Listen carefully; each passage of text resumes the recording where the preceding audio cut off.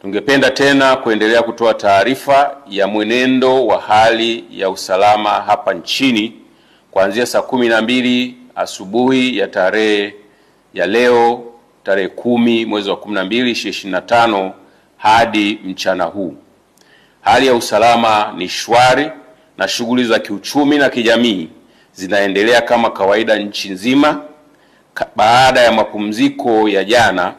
ya tarehe 9 wa 12 2025 ya sherehe za sikukuu ya uhuru wa taifa letu. Jeshi la Polisi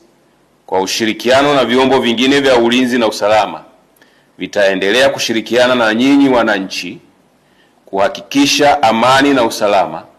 unaendelea kuimarika hapa nchini, ili hata wale wachache wenye hofu waweze kutoka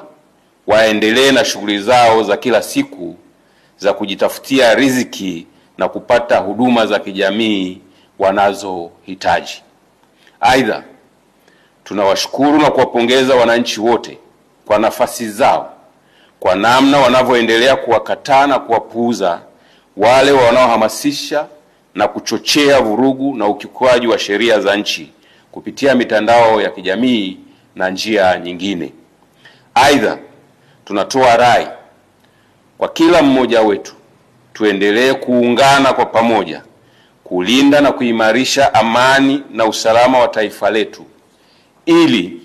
liendelee kuwa sehemu salama ya kuishi kwa vizazi vya sasa na vitakavyokuja.